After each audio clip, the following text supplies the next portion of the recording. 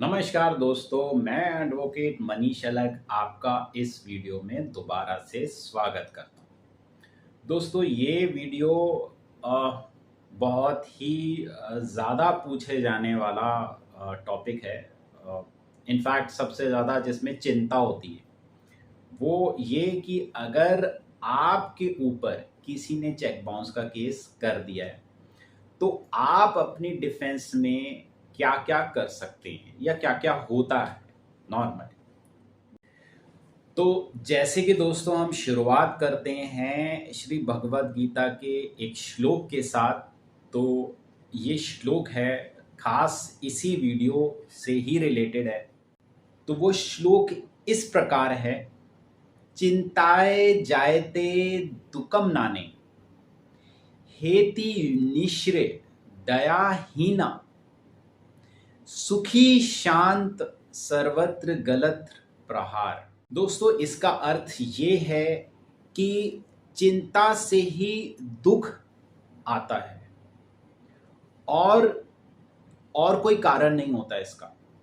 और जो ये जान लेता है कि चिंता से ही दुख आता है उसको दुख नहीं आता।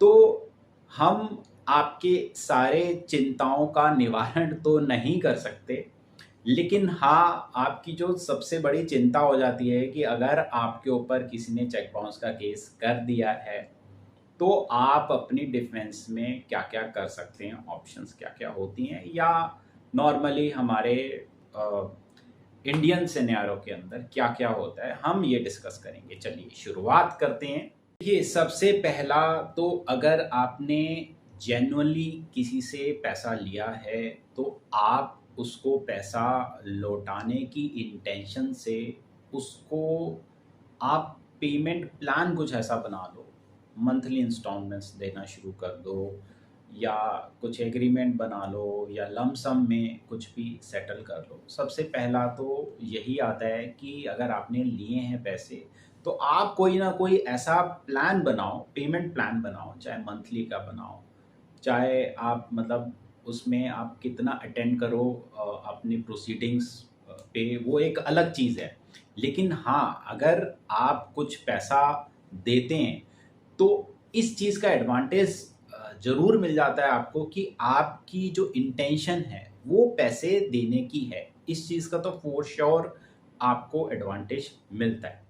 नॉर्मली क्या होता है, अगर आपके ऊपर चेक बाउंस का केस है और जेन्युइनली आपने पैसे लिए हैं तो काफ़ी देखा गया है कि लोग एब्सकॉन्ड ही हो जाते हैं, गायब ही हो जाते हैं, अपना शहर वगैरह छोड़ के, घर बार छोड़ के भाग ही जाते हैं। उसको एब्सकॉन्ड कहते हैं, एब्सकॉन्ड होना कहते हैं। हालांकि उसके भी आगे हम निवारण बताएंगे, वो हम तो रिकमेंड नहीं करेंगे।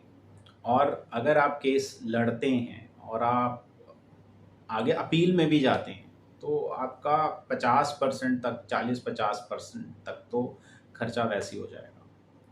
तो बजाय इन सब चीज़ों के जाने के आप बेटर है आप सेटलमेंट की आप कोशिश करें।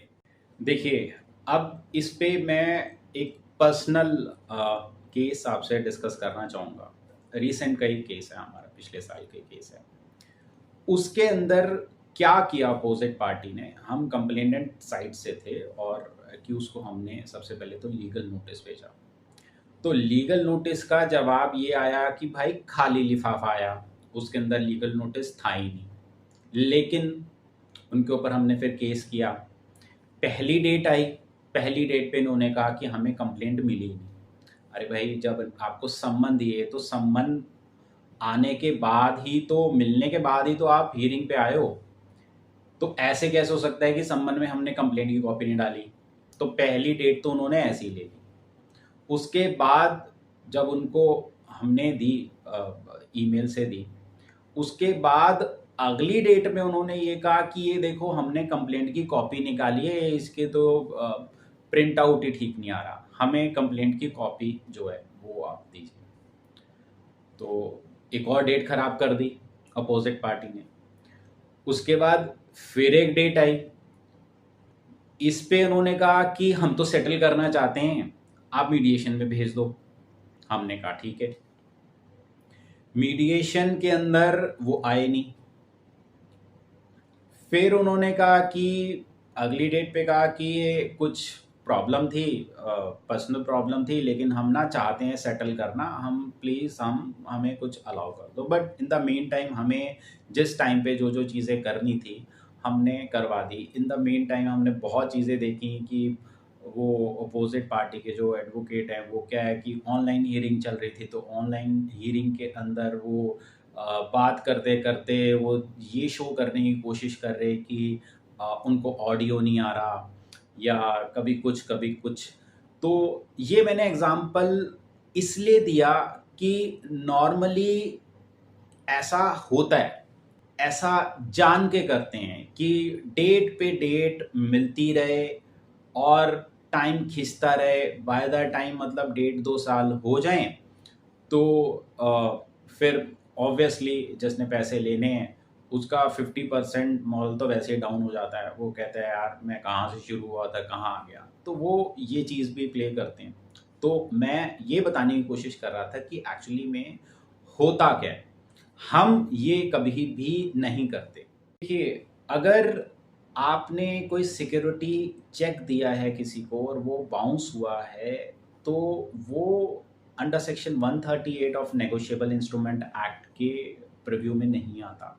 लेकिन अगर वो सिक्योरिटी चेक दिया गया है अगेंस्ट लीगली रिसीवेबल डेट और वो डेट जो था वो मैच्योर हो गया, मतलब वो ड्यू हो गया और उसके बाद वो सिक्योरिटी चेक लगाया गया, तो वो फिर under section 138 of negotiable instrument act आएगा, मतलब फिर वो केस चलेगा आपके ऊपर।